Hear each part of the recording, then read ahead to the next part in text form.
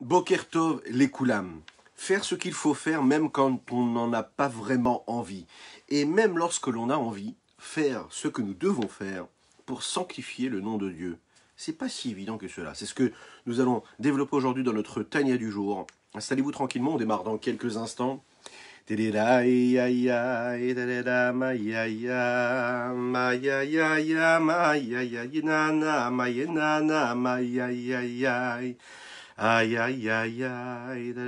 aïe aïe aïe aïe aïe, Boker Tov les koulam. Tididam ma ma ma, aïe aïe aïe aïe. Aïe aïe aïe aïe aïe, oyenana, moyenana, aïe aïe aïe aïe, aïe aïe aïe, aïe aïe aïe aïe aïe.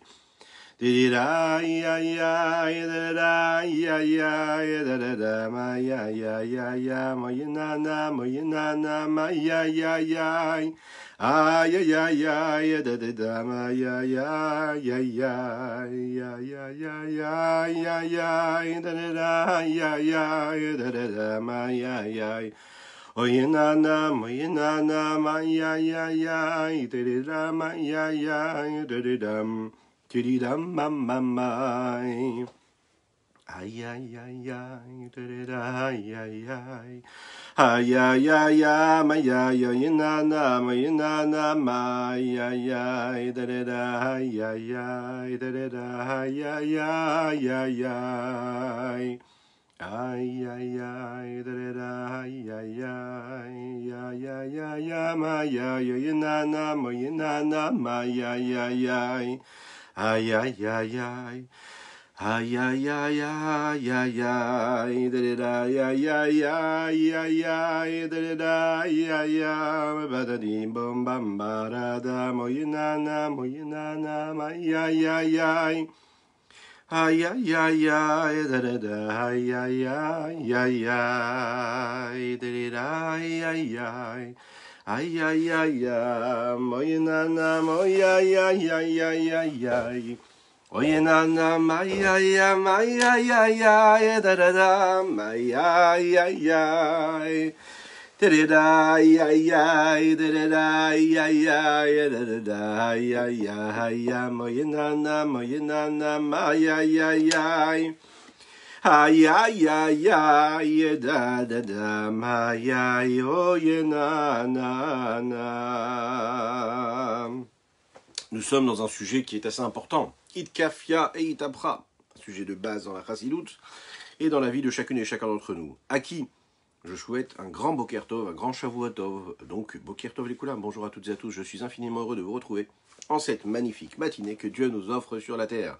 N'hésitez pas à commenter, à liker et à partager cette publication afin que nous soyons encore, toujours plus à étudier cette magnifique Torah, à s'imprégner de ces notions de Chassidut et de Kabbalah qui nous permettent de devenir des hommes meilleurs, qui nous permettent de nous rapprocher d'Akadosh Baruch Hu et de donner un sens à notre existence. Et tout cela dans la joie la plus totale. Il est dit comme ça dans le texte, Kedoshim tiyu, soyez saints. Il faut se sanctifier. Un juif ne peut pas rester comme ça, avoir une vie banale, normale. Il a une nécessité, il a un effort à fournir, il doit se sanctifier. Comment se sanctifier? Eh bien, en accomplissant ce qu'il doit accomplir, en vivant comme un juif il doit vivre, selon les règles de la Torah et des mitzvot. Maintenant, il est dit aussi comme ça que Kedoshim tiyu, ça ne veut pas dire uniquement se sanctifier, s'écarter des sources de l'impureté, mais ça veut dire aussi ce que l'on appelle Kadesh Atzmecha Bemutarlach. Qu'est-ce que ça veut dire Kadesh Atzmecha Bemutarlach? Il dit comme ça dans les textes que c'est le principe de ce qui est interdit, c'est interdit. Ouais, donc tu n'as pas le droit d'avoir un contact avec. Puis ce qui est permis, ça n'est pas forcément nécessaire. Donc tu peux aussi t'en libérer et ne pas être obligatoirement attiré par cela. Ce qui est interdit, ce qui est permis n'est pas forcément nécessaire. Kadesh Atzmecha Bemutarlach, pourquoi? Pourquoi est-ce qu'il faut quand même se sanctifier dans ce qui nous est permis par la Torah et dans la Torah? Et on va comprendre ce que cela veut dire. A priori, ce qu'on a abordé hier, c'est qu'il faut soumettre le négatif, soumettre le mal, faire ressortir le bien, le positif, le kadosh, le saint, repousser le négatif, parfois même réussir à faire itapra, transformer le mal et le rendre en bien, transformer l'impureté et la rendre quelque chose de sain. A priori, on peut comprendre cela, qu'on nous demande de nous écarter du mal pour faire le bien, que nous demande de nous écarter de tout ce qui est impur et de se rapprocher de ce qui est pur, de ce qui est saint, on peut le comprendre. A priori, tout ce qui est permis, on pourrait le vivre et le consommer, y avoir contact, sans aucune limite. Comment ça se fait qu'on nous demande quand même, dans la chassidoute, de faire attention aussi à ce qui est permis? La Torah a dit comme ça, Kedoshim Teyu, soyez saints. Et les Chachamim nous expliquent, il faut te sanctifier dans ce qui est permis pour toi. Ça veut dire, un homme ne doit pas être plongé dans tous les plaisirs que le monde nous offre. Il ne doit pas être plongé dans tout ce que la nourriture peut nous offrir.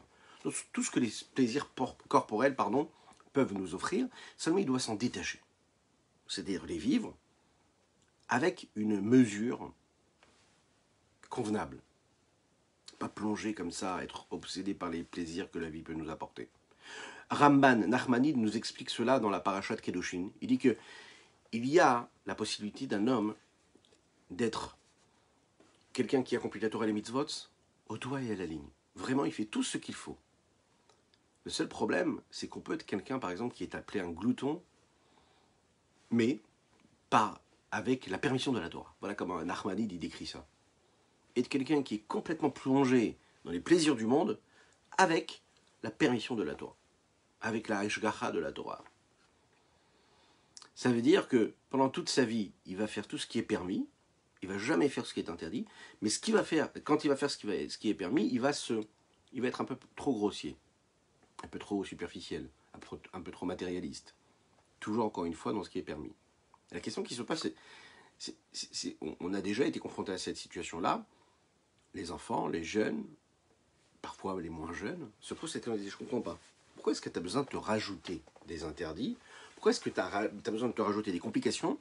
Si la Torah t'interdit, elle t'interdit. Si la Torah te permet, elle te permet. Pourquoi est-ce qu'il faut se rajouter ce qu'on appelle par exemple les hidurim, l'embellissement de la mitzvah? On fait attention, encore plus attention à faire la mitzvah comme il faut. On se rajoute des contraintes. Et quand c'est permis, eh bien on n'y va pas quand même. Tu as le droit de consommer un magnifique repas qui est magnifiquement cachère, tout ce qu'il faut, tout est cachère. Seulement on te dit attention, il faut manger comme il faut, attention, hein, ne mange pas trop, il faut faire attention à ce qu'on mange, la façon avec laquelle on consomme, pas descendre au niveau de la nourriture, etc. On est obligé de rapprocher, d'apporter à tout ce que nous vivons matériellement et physiquement, corporellement, un aspect et une forme de spiritualité, de détachement, de recul, qui nous permet de nous extraire, de ne pas plonger, de ne pas tomber dans cette matérialité. Pourquoi est-ce qu'on n'aurait pas pu dire que, bon voilà, la vie elle est déjà pas super facile, respecter tout ce que la Torah nous demande de respecter, c'est pas non plus super facile, super évident. Bon, on va dire au moins ce qui est permis, on a la possibilité de l'utiliser, on a la possibilité de le vivre. Allons-y gaiement, ne nous posons aucune question, et puis allons-y. Pourquoi est-ce qu'il faut aussi faire attention à ça? Ça devient compliqué, hein. Alors on va essayer de comprendre ce que le Tanya a à nous dire sur ça, à la lumière de ce que nous avons expliqué hier. Quand on comprend qu'en fait, il y a deux travails qui sont nécessaires, deux formes de service de Dieu. Première chose, s'écarter du mal, même comme quand on est dans le bien, réussir à faire en sorte que tout ce que nous faisons les Shem Shamaim, pour Akadosh Baruch Hu, pour Dieu. Donc on peut comprendre que tous les plaisirs, tous les désirs, toutes les pulsions matérielles qui sont en plus, elles sont en plus. Vous savez qu'en hébreu, comment est-ce qu'on dit moutar? Comment est-ce qu'on dit permis? On dit moutar, ok? Moutar, ça peut dire aussi motard. Ça peut dire aussi meyutar. Qu'est-ce que ça veut dire meyutar? Ça veut dire que c'est en plus. Ce qui est permis, c'est aussi en plus. C'est pas parce que c'est permis que ça veut dire qu'il faut se vautrer complètement dedans. C'est permis, mais ça peut être aussi en plus. Pas obligatoirement nécessaire. Akadosh Baruch Hu a une satisfaction particulière quand il voit que l'âme animale se soumet. Qu'elle fonce pas la tête la première. Et c'est ce qui se passe à chaque fois qu'on est capable de se retenir, de s'astreindre à un minimum, d'avoir la possibilité de faire refléter la sainteté, la dimension divine, ce qu'il y a de plus spirituel dans chaque aspect de notre existence. Ça, c'est une force. C'est une force, ça veut dire que quand je suis capable de mettre de côté déjà tout ce qui est négatif, et que dans ce qui est positif, je fais pas le minimum syndical, je vis normalement, mais je ne suis pas complètement plongé dans ces plaisirs-là que la vie m'offre, je garde un recul, je le sanctifie de cette façon-là, je me rapproche un petit peu plus de Dieu. Et Dieu a de la satisfaction de ça.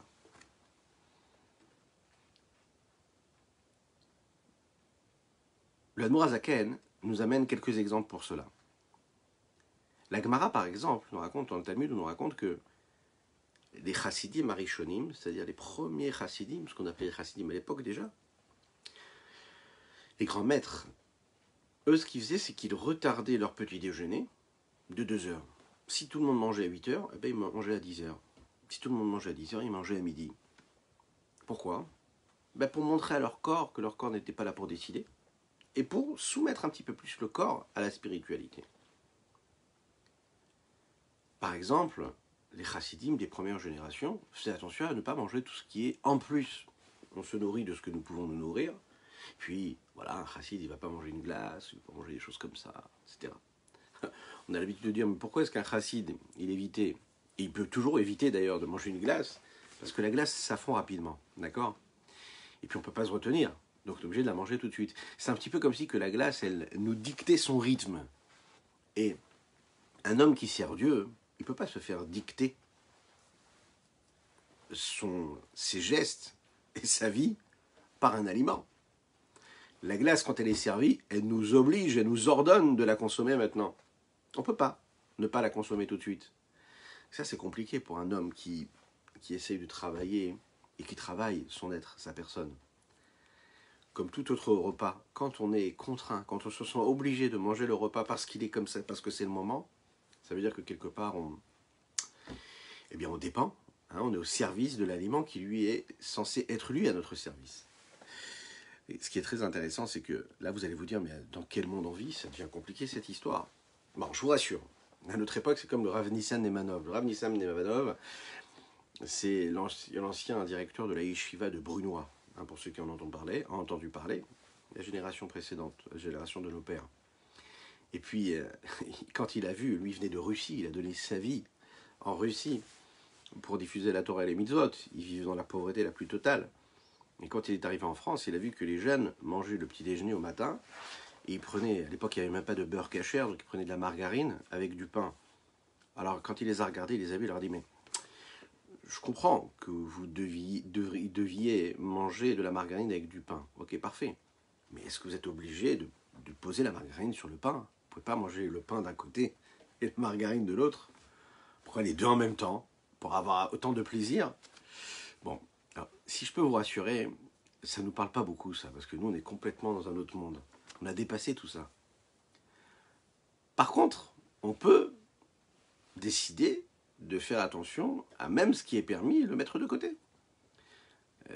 Tu es en train de lire le journal, tu lis rien d'interdit, totalement interdit. Au lieu de lire 2 pages de journal, tu vas lire 1 page de journal. Au lieu de regarder pendant 1h30 BFM TV, tu vas regarder juste 5 minutes. Tu vas regarder juste une demi-heure. Au lieu d'être complètement vautré dans ce que le monde peut t'offrir, bah, tu prends un petit peu de distance. On sait chacun et chacune de nous quel travail on a à faire. Qu'est-ce qu'on peut faire pour sortir un petit peu de ce matérialisme, de cette grossièreté que le monde nous offre. Même dans ce qui est permis. Ok? On peut faire aussi attention à ça dans la parole. Par exemple, quand on a vraiment envie de dire quelque chose, on peut aussi se taire. J'ai vraiment envie de dire quelque chose, mais ce que j'ai besoin de dire ici maintenant n'est pas utile, okay, n'est pas nécessaire. Et bien, le fait de ne pas parler, c'est aussi une forme de violence que l'on se fait. On se dit, allez, je me tais. J'ai vraiment envie de parler maintenant. J'ai vraiment envie de dire ce que je pense, mais je me tais. Pourquoi? Parce que je ne suis pas sûr de ce que je vais dire. Est-ce que ça va être positif ou pas, etc. Je me retiens. À chaque fois que je vais me retenir, ben, je suis en train de faire ce qu'on appelle itkafia. Je soumets le négatif. Puis il y a encore autre chose. Par exemple, quand dans la pensée, même quand dans la parole et dans l'action, nous n'agisons pas. Oui, pardon, excusez-moi, il ne sort pas le mot. Comme il faudrait, parfois dans la pensée, on peut s'imaginer comme ça, à rêver, okay, à avoir des ambitions, à imaginer une réalité, à imaginer une vie que nous n'avons pas les moyens d'avoir. Donc là, il n'y a pas de pensées négatives, des pensées qui soient malsaines ou des pensées qui soient impures. Pensez à une chose et une autre chose, à peu importe les sujets. Mais des pensées qui ne sont pas constructives, des pensées qui ne sont pas là pour générer des paroles ou des actions qui nous permettent de construire quelque chose, d'apporter quelque chose, de dévoiler une lumière divine, d'être concret. Ces pensées-là qui ne servent à rien, ces pensées comme ça qui passent, furtives, elles ne servent à rien. Et le Admorazaken nous dit que si tu fais attention de diriger aussi tes pensées, de te dire, allez, je ne vais pas penser à rien, je vais laisser ma pensée, je vais la diriger vers quelque chose de positif, quelque chose de constructif, là, à ce moment-là, j'ai fait une forme d'idkafia. Ça veut dire que je me suis élevé à ce moment-là. Je me suis sanctifié. J'ai donné un petit peu plus de valeur à ma vie, à l'instant qui vient de passer. C'est pas juste un instant qui est passé comme ça, banalement, mais il a une raison, il a quelque chose, il a une force. Juste penser à ce qui se passe, sans raison. Vélo Od. Regardez dans les mots ce que le Admorazaken nous dit. Et là, filou bidvarim amutarim legamre. Même quand il s'agit de tous ces sujets-là qui sont des sujets qui sont permis. Ça veut dire Kolma shadam zover chitzro afilu sha'akala ou mitkaven likafia lisitracha shebechala lasmali. Vous vous souvenez que l'homme est doté d'un côté droit et d'un côté gauche, c'est-à-dire d'un cœur qui lui a le côté droit et le côté gauche. Maintenant, à chaque fois que je vais laisser le côté gauche s'exprimer, que je vais le laisser s'exprimer et exister, c'est lui qui va dicter l'état dans lequel je vais être moi-même. C'est lui qui va dicter le rythme, qui va donner le rythme. Zoveach Itzro. C'est intéressant de voir ce qu'il dit ici le Admorazaken. Zoveach Itzro, c'est-à-dire que je prends mon yetzer, mon penchant, et je le sacrifie. Un seul instant. C'est-à-dire quoi je le sacrifie? Je suis capable de le mettre sur l'autel. C'est-à-dire que mon Yetzera, il me dit, essaye d'éprouver tel ou tel sentiment. Il a envie d'avoir telle pensée. Il a envie de dire telle parole. Il a envie de faire telle chose, même permise. On n'est pas dans l'impureté du tout. Et qu'est-ce que je fais? Je le prends et je le mets à l'autel. Je le mets sur l'autel comme ça. Je le sacrifie. Je lui dis non. Même un seul instant, je vais me retenir. Le moment où je me retiens, je suis en train de me sanctifier. Et je suis en train de sanctifier ma pensée, ma parole, mon action.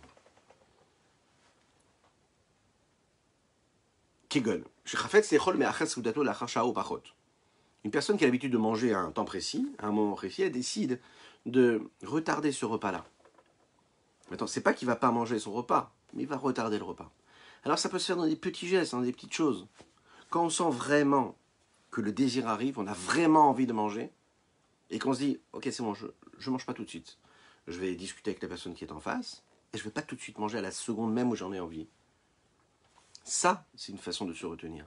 Et à chaque fois qu'un homme il fait ça, eh bien, il se bonifie, il se sanctifie, il s'élève. C'est un travail qui est minutieux, de chaque instant, de chaque jour. Et à un moment, on se regarde comme ça dans le miroir, ou bien on se regarde dans le rétroviseur, on se dit, mais j'ai complètement changé, j'ai une approche beaucoup plus spirituelle à mon rapport avec la nourriture, à mon rapport avec les plaisirs du monde. Je ne les vis pas comme un animal qui saute sur sa proie. J'ai une distance. Cette distance-là que l'on peut avoir, ça, c'est quelque chose qu'on peut acquérir en faisant un travail quotidien comme ça, de tous les jours.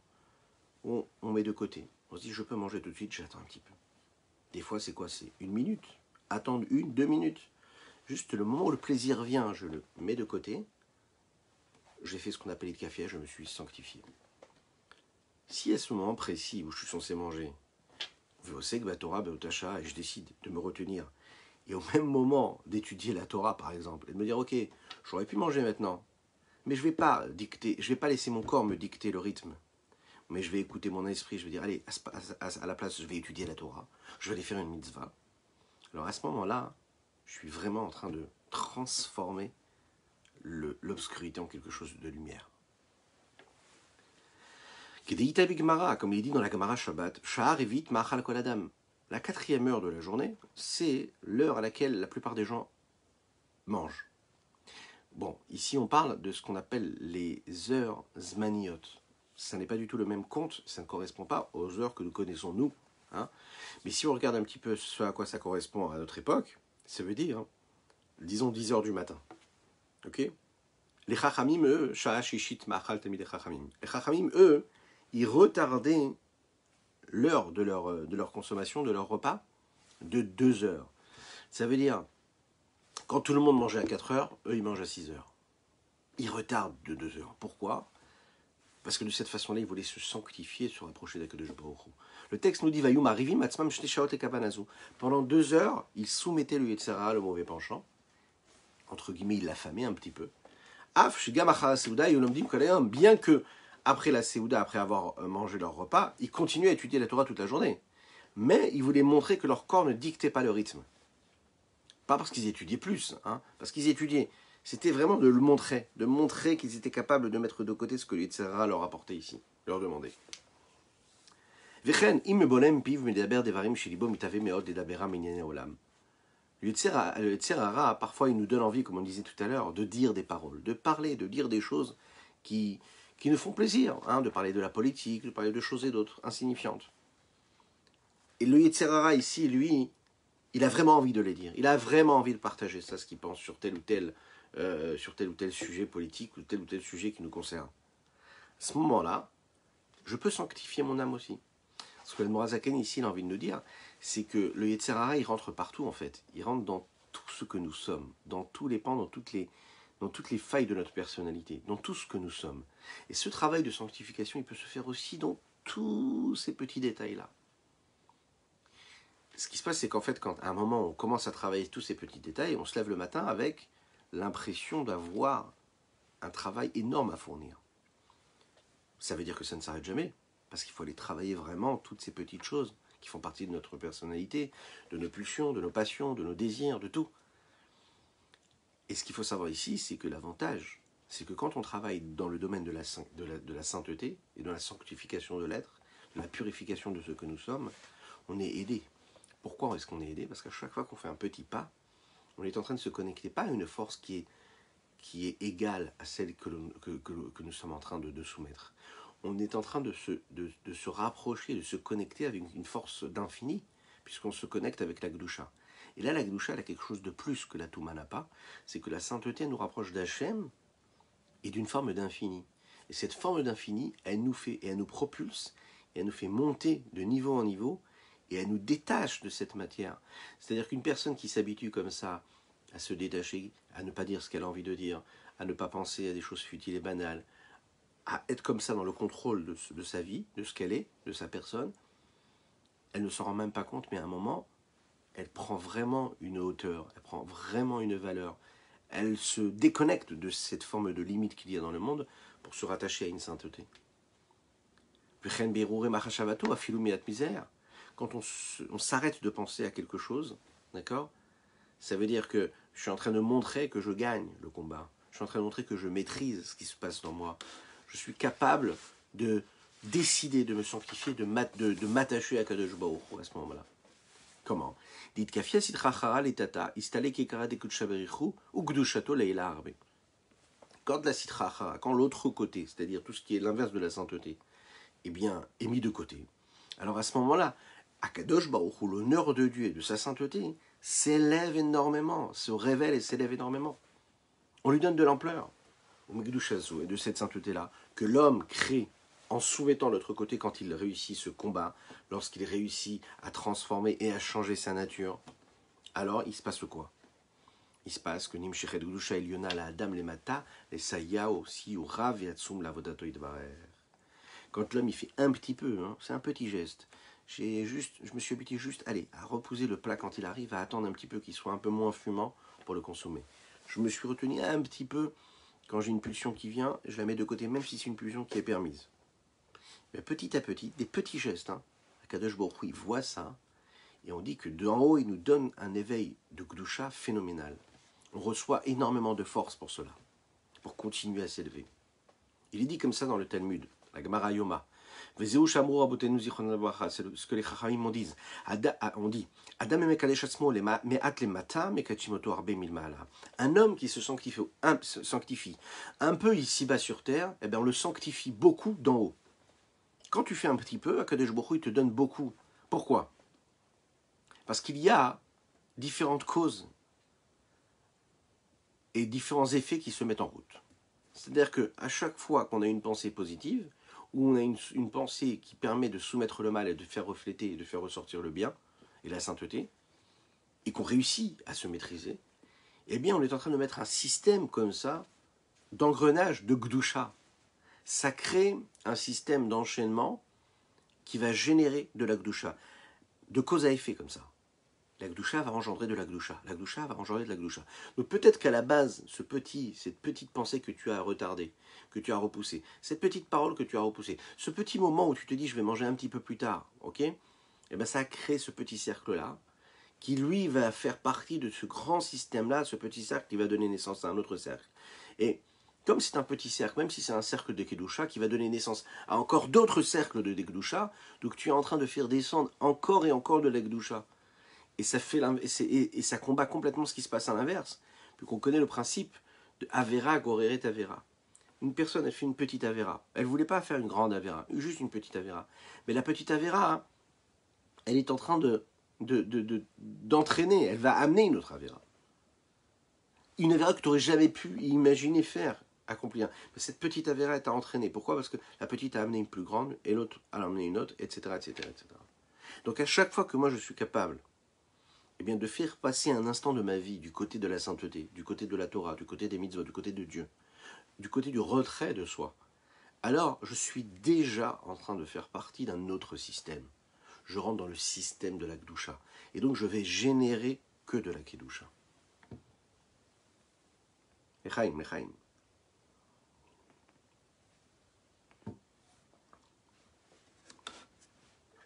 Levad Mashemekaim mitzvah tassé chez le Torah, vite kadishtem, mis à part le fait déjà qu'on accomplit à ce moment-là une mitzvah qui nous a été donnée dans la Torah, vite kadishtem. Il est dit comme ça dans le Chumash Vayikra, vous devez vous sanctifier. Vehitem kedushim, vous devez être saint. Mais qu'est-ce que ça veut dire être saint? Avant déjà hein, de développer ça, il faut se rappeler ce que le Rabbi Shlomo Zalman nous a dit juste avant. Il nous a dit qu'il faut soumettre le mal, il faut sourmera, écarter le mal. Là, ici, il nous rajoute que le fait de faire du bien, ça a quelque chose, ça a une autre vertu. Non seulement tu n'es pas en train de faire une avera, tu es en train de faire une mitzvah, mais en plus de ça, tu accomplis ce que la Torah te dit quand elle te dit Veit Kadishtem, de te sanctifier. Cette mitzvah-là de se sanctifier, elle vient vraiment dans tous ces domaines-là qui sont déjà permis.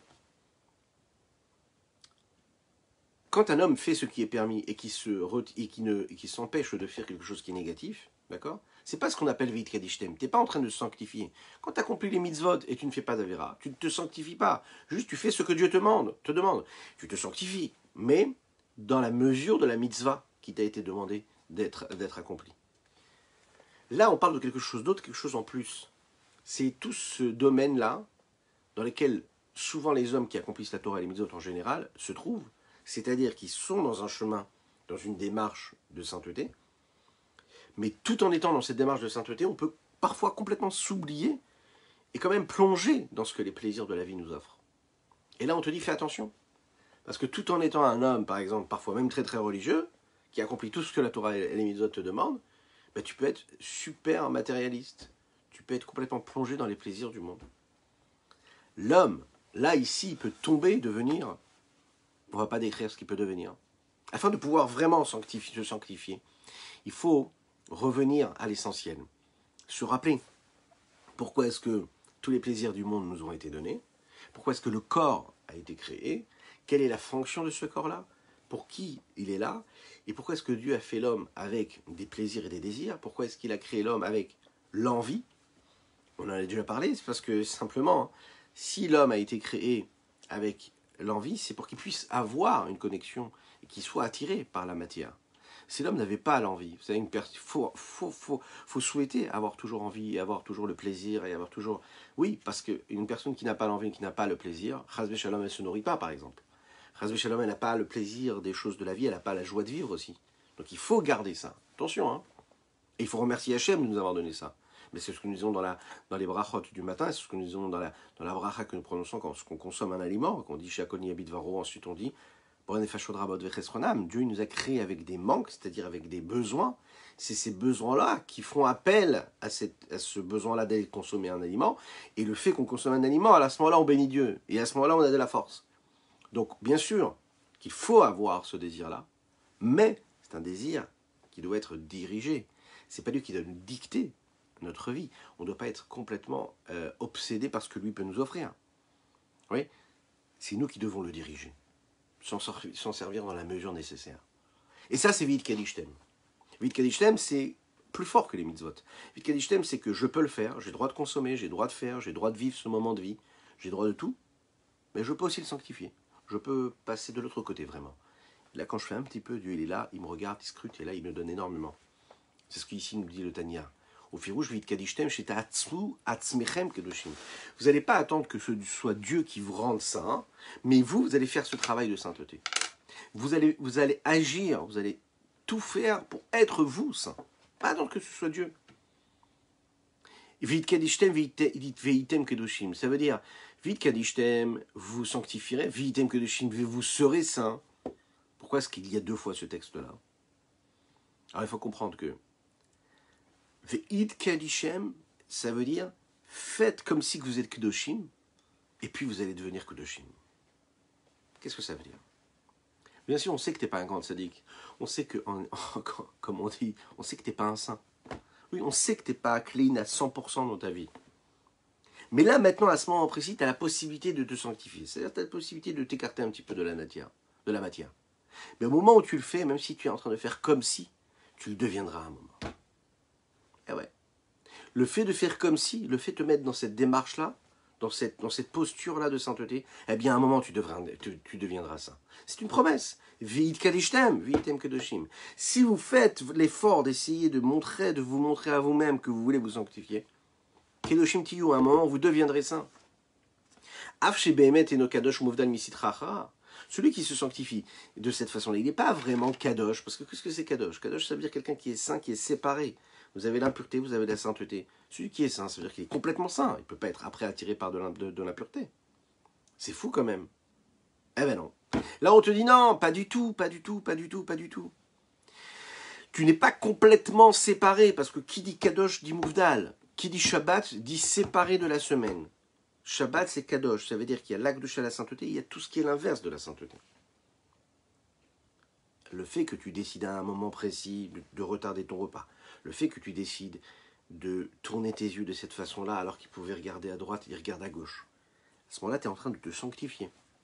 Ok, est-ce que tu t'es séparé complètement? Tu t'es pas séparé complètement. Tu ressens quelque part quelque chose, oui. Tu vas ressentir qu'à un moment, tu t'es sanctifié. Même si tu t'es pas complètement séparé de l'autre côté, de ce qu'on appelle la Sitra Achara. Pourquoi? Qui cette Sitra Achara, cet autre côté d'impureté, lui il reste toujours, comme à sa naissance, du côté gauche du cœur. C'est l'endroit où réside l'âme animale. Hein? On ne peut pas comme ça décider de changer, de transformer l'essence même et la personnalité d'un coup, comme ça, d'un seul. On ne peut pas devenir d'un coup et se transformer, de devenir quelqu'un qui est kadosh, de devenir quelqu'un qui est tzaddik. Non, il est toujours là, l'autre côté est toujours là. Même si je n'y pense pas, même si je ne ressens pas mon Yitzhara, même si je ne ressens pas de pulsion, je ne ressens pas d'envie de faire une avéra, je ne ressens pas la nécessité de me vautrer dans de la matérialité ou dans du matérialisme. Ça ne veut pas dire que j'ai réussi à le faire disparaître, mais à un temps précis, à un moment précis, j'ai réussi quand même à le faire. Je peux faire par exemple du bien toute ma vie, mais je sais que dans le côté gauche, dans mon cœur, il y a quelque chose là-bas au fond, qui est là et qui ne bouge pas. Le rabbi Levi Yitzhak de Berditchev, on raconte cette histoire-là, qui l'a entraîné, qui l'a poussé énormément de gens à faire teshuva. Il avait l'habitude de dire comme ça, quand il voyait un homme qui n'accomplissait pas la Torah, il disait, mais je suis jaloux de toi. Je suis jaloux de toi parce qu'en réalité, puisque tous les péchés qu'un homme y fait se transforment quand il fait teshuva en mérite, alors une personne qui a fait beaucoup de péchés, qui s'est égarée souvent de la bonne route, a la possibilité de transformer tout ça en quelque chose de kadosh. Donc l'Akdoucha, c'est quelque chose qu'on peut acquérir à chaque moment de notre vie. C'est pas quelque chose qui fait partie d'une autre planète. Ça nous parle, à nous, à chaque moment. Même s'il ne réussit pas à transformer complètement son âme animale, mais à ce moment-là, il réussit à le diriger comme il faut, Vitem Kedoshim, à ce moment-là, il se sanctifie, que le mar, sauf Oliot Kadosh Mouvdal Bemet Mastracha. À la fin, il réussira quand même à quitter cet autre côté-là, ce négatif, et devenir vraiment saint. Comment? Aliédé chez Mekadeshim Oto Arbe Milmaala, ou Messaïm Oto Legar Shabilibo Meat Meat. Par ça, qu'on l'aide d'en haut, Akadosh Baruch Hu va l'aider, il va lui donner encore plus. Tu as fait un petit effort, Akadosh Baruch Hu, il va t'inonder d'aide. Il va t'inonder de sainteté. Il va te propulser à un niveau que tu ne peux même pas imaginer. Parce que toi, quand tu fais un effort, tu le fais avec un effort qui est limité, un effort qui dépend de toi, de tes limites, de ce que tu as la possibilité d'être. Mais Akadosh Baruch Hu, lui, quand il te donne pas comme toi tu es, il te donne en fonction de ce que lui, il est. Et puisqu'il te donne en fonction de ce que lui, il est, alors ce qu'il te donne, c'est infini. Tu auras la possibilité de toucher à quelque chose d'extrêmement fort. C'est dans des petites choses, dans des petits gestes, dans des petits efforts qu'on est capable de fournir. Chacun à son niveau. Un homme, il apprend à se connaître et il sait que ces petites choses-là, dans lesquelles il peut faire ce travail de sanctification, peuvent l'aider énormément. Et là, ce qu'il nous a dit ici, pour terminer, il nous a dit qu'un homme, parfois on peut savoir, vous savez, il y a des gens qui ont des postures. Ils vont décider, par exemple, d'avoir un comportement d'homme religieux, d'avancer, de faire teshuva. Est-ce que ça veut dire qu'ils sont devenus complètement kadosh pour autant? Non. Ils vont décider de s'habiller comme des hommes religieux. Ils vont décider d'avoir un comportement, d'avoir une maison qui ressemble à une maison religieuse, qui accomplit la Torah et les mitzvot, d'avoir un comportement kadosh, des visions de la vie qui sont saines aussi, qui sont saintes, d'avoir des ambitions, de prendre des décisions, vraiment d'avoir des aspirations saines. Et pourtant, on voit que la personne, elle n'est pas à 100%. Et pourtant, elle n'est pas à 100% bien réussie et saine et sainte. Non, elle n'a pas fait tout le travail, elle n'a pas réussi encore, elle est encore avec plein de contradictions. Alors, est-ce que ça veut dire que les contradictions, elles sont tellement grandes que ça voudrait dire et que ça remettra en question le fait que tel et tel choix qu'il aurait pris et qu'il aurait eu serait négatif? Pas du tout. Est-ce que ça remet en question ça? Pas du tout. Pourquoi? Parce qu'ici, s'il fait la démarche de Kedoshim Tiyu, de faire la démarche, de se mettre dans une posture de sainteté, il y a un moment ou un autre où tu vas complètement te transformer, tu vas te changer. Même si le négatif, le mal, il est toujours là, même si tu n'es pas à 100% Kadosh, même si tu as l'impression parfois de faire semblant, et que tu te dis, mais est-ce que c'est un jeu que je suis en train de jouer là? Est-ce que c'est vraiment moi? Est-ce que c'est vraiment moi qui ai prié ce matin avec beaucoup de kavanotes, en me sentant proche de Dieu? Comment est-ce qu'après j'ai pu me comporter de cette façon-là? Comment est-ce qu'on peut vivre avec cette dualité-là? Comment est-ce qu'on peut se dire, je suis en même temps kadosh, et en même temps savoir au fin fond de notre cœur qu'on n'est pas si clean que ça? Savoir que notre comportement, que les pensées que nous pouvons avoir, ou les paroles que nous pouvons avoir, ou même les choix de vie, ou même les actes, ne suivent pas parfois toujours la vision, le chemin qu'on s'est tracé pour notre vie, parce qu'on a compris que la vérité, elle était là. Comment on vit avec ces contradictions-là? Alors, Chassidut vient nous dire qu'il faut que tu saches une chose. Même si tout le monde qui est tout autour de toi, dit que tu es un tzaddik, ok, en toi, à tes yeux, tu dois te rappeler que tu es quand même un petit rachat. Bon, pas pour te dire que tu es un rachat, que tu es mauvais et que tu dois déprimer pour cela. Tu dois te dire qu'en fait, constamment, la force du mal, elle est en toi.